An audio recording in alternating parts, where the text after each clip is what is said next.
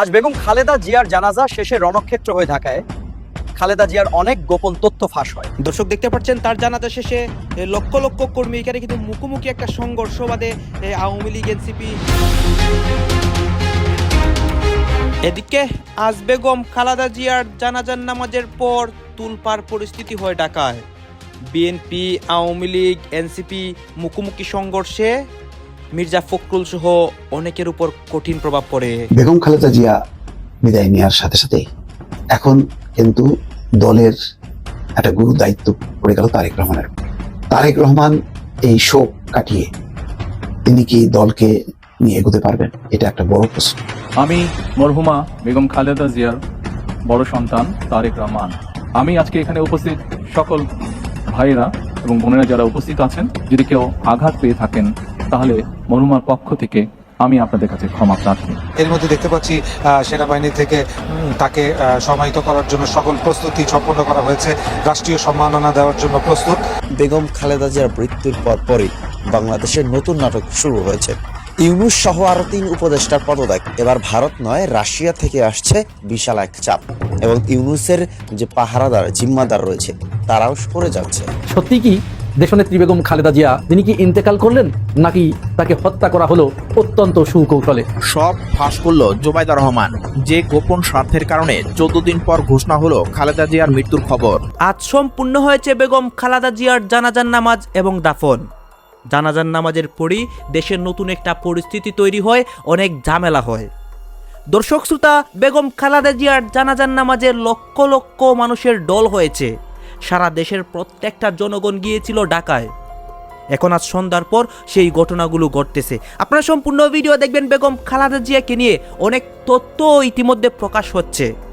তার জানাজার পর অনেকে অনেক গোপন তথ্য বলতেছে। সবকিছু দেখতে পারবেন এই একটি ভিডিওতে এবং বর্তমানে ঢাকার পরিস্থিতি। আসুন আমরা কথা বাড়াবো না, আমরা সরাসরি ভিডিওর মূল আলোচনায় চলে যাব। খালেদা জিয়ার জানাজা অনুষ্ঠিত হয় রাজধানী মানিক মিয়া এভিনিউতে, যেখানে রাজনৈতিক নেতা, বিভিন্ন দলের প্রতিনিধি, কূটনৈতিক মহল এবং সর্বস্তরে মানুষ অংশ নেয়।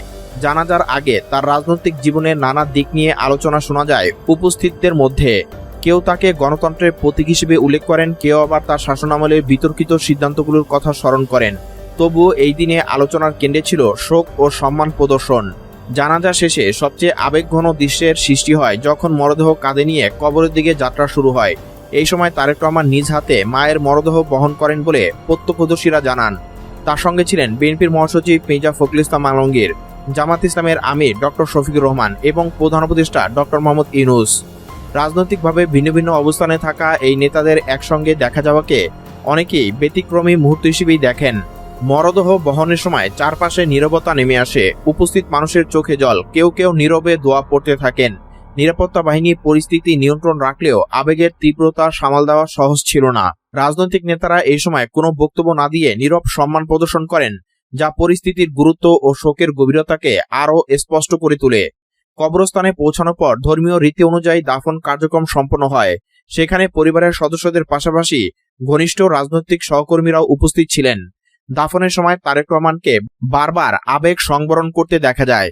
মির্জা ফখরুল ইসলাম আলমগীর পরিবারের প্রতি সমবেদনা জানিয়ে বলেন, দেশের রাজনীতিতে খালেদা জিয়ার অবদান ইতিহাসে স্মরণীয় হয়ে থাকবে।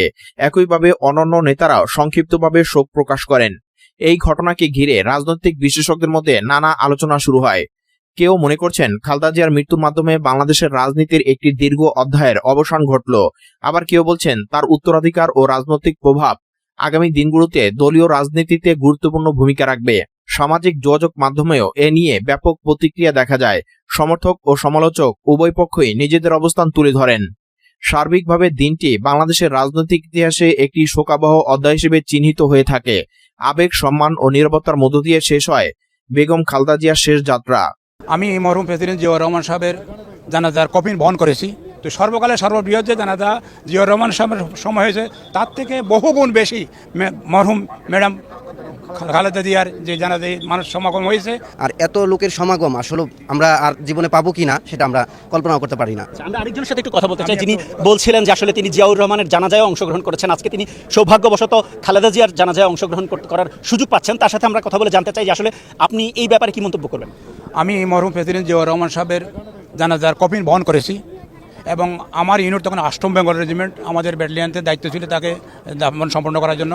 এই মানিক মিয়া অ্যাভিনিউতে প্রথম আমরা এই জানাজাতে আমি সহকারে আমরা 4 জন এই কফিন বহন করে জানাজা শেষে আমরা চন্দ্রিমা উদ্যানে তাকে দাফন সম্পন্ন করেছি। দেখুন দাফন শেষে আমরা মোনাজাত শেষে আমরা আমাদের ইউনিটে ফেরত দিই। তো সর্বকালে সর্ববৃহৎ যে জানাজা জিয়াউর রহমান সাহেবের সময় হয়েছে তার থেকে বহুগুণ বেশি মরহুম ম্যাডাম খালেদা জিয়ার যে জানাজায় মানুষ সমাগম। আমি অত্যন্ত মানে ভাগ্যবান ব্যক্তি যে মরহুম প্রেসিডেন্ট জিয়াউর রহমান সাহেবের কফিন বহন করেছি এবং তার জানাজা সম্পন্ন করেছি। আজ সেখানে ম্যাডামের জানাজায় আমি অংশগ্রহণ করতে পেরে আমি নিজেকে ধন্য মনে করছি। বেগম জিয়াকে হারিয়ে আপনি শোকাহত কিনা বা এই আমরা বেগম জিয়াকে হারিয়ে আমি নিজে শোকাহত, প্লাস সারা বিশ্বের বাংলাদেশের মানুষ যেখানে ছড়িয়ে আছে সবাই মর্মাহত, বাংলাদেশের জনগণ, আপামর জনগণ সবাই মর্মাহত। আমার ধারণা অত্র এলাকাতে যে জায়গা যতটুকু আছে তার থেকে বহুগুণ বেশি মানুষের সমাগম হচ্ছে। সবাই হয়তো জানাজায় অংশগ্রহণ করতে পারবে না, হয়তো রাস্তাঘাটে অথবা ছাদে অথবা দেওয়ালের ছাদের উপরে তারা জানাজা হয়তো শরীক হতে পারবেন। শহীদ জিয়াউর রহমানের জানাজা দেখতে পারি নাই। আমরা এই প্রজন্ম লাকি যে আমরা বেগম জিয়ার জানাজা দেখতে পারছি। আর এত লোকের সমাগম আসলে আমরা আর জীবনে পাবো কি না সেটা আমরা কল্পনা করতে পারি না। আর এই মুহূর্তে বিএনপির নেত্রী বেগম খালেদা জিয়া শুধু এই দেশের বা এই মানুষের না, আপামর জনসাধারণ এবং শোষিত গোষ্ঠীর সকলের নেত্রী। আমরা তাকে হারিয়ে আমরা খুবই শোকাহত। রাজনীতির অন্তর্মহলে চাঞ্চল্য সৃষ্টি করা এক ঘটনায় আলোচনার কেন্দ্রে উঠে এসেছে এবার কেয়ার হাসপাতাল। বর্ণনায় বলা হচ্ছে, সাবেক প্রধানমন্ত্রী বেগম খালেদা জিয়ার মৃত্যু সংক্রান্ত তথ্য নাকি 14 দিন গোপন রাখা হয়েছিল এবং পরে পুত্রবধূ ডক্টর জোবাইদুর রহমান সেসব তথ্য প্রকাশ করেছেন। এমন দাবিতে সামাজিক যোগাযোগ মাধ্যমে ছড়িয়েছে নানা জল্পনা কল্পনা। দাবি করা হয়, হাসপাতালে আইসিইউতে চিকিৎসাধীন অবস্থায় হঠাৎ করে একটি সংকট তৈরি হয়। সংশ্লিষ্ট চিকিৎসক দল নাকি তখনই একটি চূড়ান্ত সিদ্ধান্তে পৌঁছালেও বিষয়টি তাৎক্ষণিকভাবে প্রকাশ করা হয়নি, বরং বিভিন্ন গোপন স্বার্থ এবং প্রশাসনিক জটিলতার কথা উল্লেখ করে ঘটনাটি কয়েকদিন চাপা রাখা হয়, এমনটাই বলা হচ্ছে। সূত্রে বরাতে বলা হয়, এই 14 দিনের মধ্যে হাসপাতাল কর্তৃপক্ষ, রাজনৈতিক মহল এবং পরিবার সব পক্ষের মধ্যে একাধিক বৈঠক হয়। উদ্দেশ্য ছিল কিভাবে পরিস্থিতি সামাল দেওয়া যায় এবং কখন সংবাদটি প্রকাশ করা হবে। ভিতরে বলা হচ্ছে, দেশজুড়ে সম্ভাব্য প্রতিক্রিয়া, রাজনৈতিক অস্থিরতা এবং আন্তর্জাতিক চাপ সবকিছু বিবেচনায় রেখে সিদ্ধান্তটি পিছিয়ে দেওয়া হয়। এখানেই দৃশ্যপটে প্রবেশ করেন পুত্রবধূ ডক্টর জোবাইদুর রহমান। তিনি একজন চিকিৎসক হিসেবে নৈতিক দায়বদ্ধতার কথা তুলে ধরেন এবং বলেন, রোগীর তথ্য গোপন রাখা চিকিৎসা নীতিমালার সঙ্গে সাংঘর্ষিক। তার বক্তব্যে নাকি উঠে আসে চিকিৎসা সংক্রান্ত কিছু সময়রেখা, মেডিকেল বোর্ডের সিদ্ধান্ত এবং প্রশাসনিক নির্দেশনার প্রসঙ্গ। বর্ণনায় আরো বলা হয়, জোবাইদুর রহমান নাকি দাবি করেন, চিকিৎসা বিজ্ঞানের দৃষ্টিকোণ থেকে যে মুহূর্তে একটি অবস্থা চূড়ান্ত হিসেবে চিহ্নিত হয় সেই তথ্য জনসম্মুখে আনা উচিত ছিল, কিন্তু বাস্তবে তা হয়নি, বরং রাজনৈতিক সুবিধা ও সময়ক্ষেপণের কৌশল প্রাধান্য পেয়েছে, এমন অভিযোগ উঠে আসে এই প্রতিবেদনে। অন্যদিকে হাসপাতাল কর্তৃপক্ষ সব অভিযোগ অস্বীকার করে। তাদের বক্তব্যে বলা হয়, রোগীর গোপনীয়তা রক্ষা এবং পরিবারের সম্মতি ছাড়া কোনো তথ্য প্রকাশ করা আইনত সম্ভব নয়। তারা আরও দাবি করে, 14 দিন কোনো তথ্য গোপন রাখা হয়নি, বরং অবস্থা চিকিৎসাগতভাবে অস্পষ্ট থাকায় নিশ্চিত ঘোষণা দিতে দেরি হয়েছে। রাজনৈতিক বিশ্লেষকরা বিষয়টিকে ভিন্নভাবে দেখছেন। তাদের মতে, এমন একটি স্পর্শকাতর ঘটনায় সময় ও ভাষা নির্বাচনের গুরুত্ব অনেক। হঠাৎ করে ঘোষণা এলে দেশব্যাপী অস্থিরতা তৈরি হতে পারত, তাই সিদ্ধান্ত গ্রহণে কৌশলগত দিক বিবেচনা করা হয়েছে, এমন ব্যাখ্যা উঠে আসে। মানবাধিকার ও নৈতিকতা বিষয়ক বিশ্লেষকদের মন্তব্যে বলা হয়, জনস্বার্থ ও ব্যক্তিগত গোপনীয়তার মধ্যে ভারসাম্য রাখা সবসময় কঠিন। বিশেষ করে একজন সাবেক রাষ্ট্রপ্রধানের ক্ষেত্রে সিদ্ধান্ত আরও জটিল হয়ে ওঠে। হসপিটালে যে দ্বন্দ্ব দেখানো হয়েছে তা আধুনিক রাষ্ট্র ব্যবস্থার একটি চিরাচরিত সমস্যা হিসেবে তুলে ধরা হয়। বেগম খালেদা জিয়া বিদায় নেওয়ার সাথে সাথেই এখন কিন্তু দলের একটা গুরু দায়িত্ব পড়ে গেল তারেক রহমানের উপর। তারেক রহমান এই শোক কাটিয়ে তিনি কি দলকে নিয়ে এগোতে পারবেন? দর্শক, এটা একটা বড় প্রশ্ন, যে প্রশ্নের উত্তর ঠিক এই মুহূর্তে দেয়া যাবে না যে হ্যাঁ, তারেক রহমান সেই সক্ষমতা অর্জন করেছেন, তিনি পারবেন। কেন বললাম এই কথাটা, একটু আমরা বিশ্লেষণ করি। একটা কথা ঠিক যে গত প্রায় 5-7 বছর বা 10 বছর তারেক রহমান প্রবাস জীবনে তো 17 বছর 3 মাস কাটালেন। তার মধ্যে বলা যায় প্রায় পুরোটা সময়, যেহেতু বেগম খালেদা জিয়া অসুস্থ ছিলেন, তারপরে কারাবন্দী ছিলেন, সুতরাং তারেক রহমানকে কিন্তু কার্যত তিনি আসলে দল চালিয়েছেন। এটা আর রাগঢাক করার উপায় নেই। মৃত্যুর আগ পর্যন্ত বেগম খালেদা জিয়া দলের চেয়ারপারসন ছিলেন, আর ভারপ্রাপ্ত চেয়ারম্যান ছিলেন তারেক রহমান। তো কিন্তু ভারপ্রাপ্ত চেয়ারম্যান হলেও আসলে তিনিই ছিলেন মানে মুখ্য। এবং দেখবেন যে তার যে প্রতিনিয়ত বলতো না যে তিনি কি বলে জুমের মাধ্যমে, তারপরে ভিডিওর মাধ্যমে দল চালাচ্ছেন। এইভাবে কি রাজনীতি হয়? এইভাবেই আসলে রাজনীতিটা হয়েছে। এই ভিডিও বার্তা তিনি দিয়েছেন বহুজনের সঙ্গে। তিনি অব্যাহতভাবে ভিডিও কনফারেন্স করেছেন, টেলিফোনে কথা বলেছেন, সামাজিক যোগাযোগ মাধ্যম ব্যবহার করেছেন। বিভিন্ন মাধ্যম ব্যবহার করে তিনি একটা অসাধারণ মানে যোগাযোগ স্থাপন করেছেন দলের ভেতরে এবং দলের বাইরে। দর্শক, জেনারেল ইব্রাহিম যখন কি দল ছুটে এই নির্বাচন, দ্বাদশ জাতীয় সংসদ নির্বাচনে অংশ নিয়েছিলেন, তার আগে ওনাকে বিরত করার জন্য, নিবৃত্ত করার জন্য একটা টেলিফোনের ডায়লগ কিন্তু ছড়িয়ে গিয়েছিল। ওই ডায়লগটা শোনার পর তারেক রহমানের ব্যাপারে যারা অনেকেই নাকচ ছিলেন, বিরূপ ছিলেন, তারাও কিন্তু টনক নড়ে গিয়েছিল। এত পরিমিতিবোধ, এত মার্জিত ভাবে কথাবার্তা মানে তিনি বলছেন জেনারেল ইব্রাহিমের সঙ্গে, সবাই কিন্তু মুগ্ধ হয়ে গেছে। সাবজেক্টটা অনেকটা ভুলে যে তারেক রহমানের আচরণটা, ব্যবহারটা সবাই মনে রেখেছে। এটাই হচ্ছে নেতার গুণ। বেগম খালেদা জিয়ার গুণ এটাই ছিল, জিয়াউর রহমানের গুণও কিন্তু এটা ছিল। তারা সবসময় মানুষকে সম্মান দিয়ে, ভদ্রতা করে। এর মধ্যে দেখতে পাচ্ছি সেনাবাহিনী থেকে তাকে সম্মানিত করার জন্য সকল প্রস্তুতি সম্পন্ন করা হয়েছে।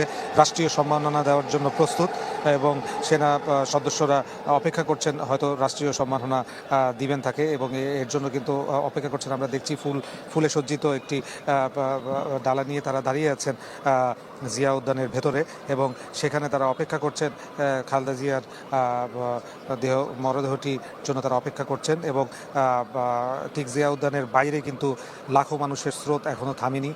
কারণ আমি যেটা বললাম যে যদি এখানে 20 লাখ বা 25 লাখ মানুষও হয়, এই মানুষগুলোকে পায়ে হেঁটেই কিন্তু আবার তাদের নিজ গন্তব্যে যেতে হবে।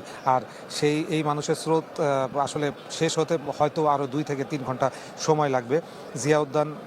জিয়া উদ্যানের যে মূল রাস্তাটি আছে, এই মূল সড়কটি কিন্তু সাধারণ মানুষের চলাচল সীমিত করা হয়েছে। এখানে আমরা দেখতে পাচ্ছি সেনাবাহিনীর সদস্যদের দেখতে পাচ্ছি, তারা কিন্তু সেই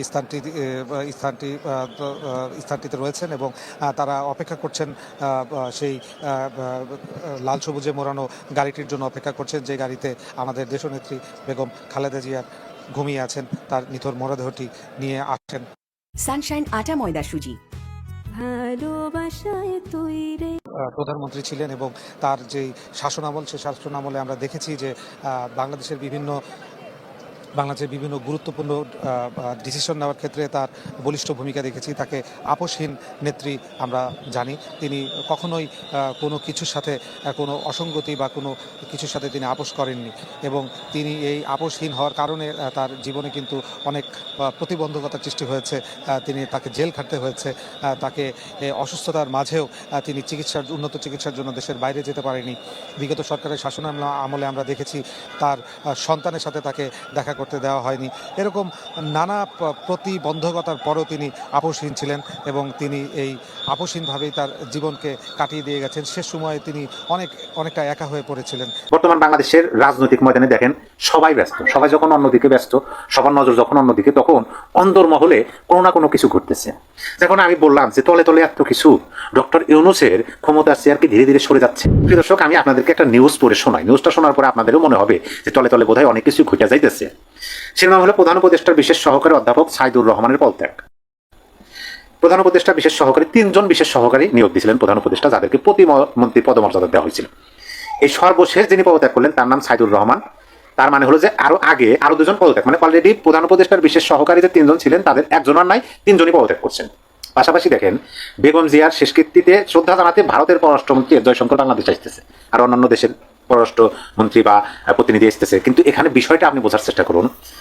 দেখেন, অধ্যাপক সাইদুর রহমান আজ প্রথম আলোকে বলছেন, অর্থাৎ গতকালকে কিন্তু তিনি পদত্যাগ করছেন। গতকাল রাত্রে 30শে ডিসেম্বর রাত্রেবেলায় তার পদত্যাগ গ্রহণ করছে রাষ্ট্রপতি। আমি সেখানে আসতেছি।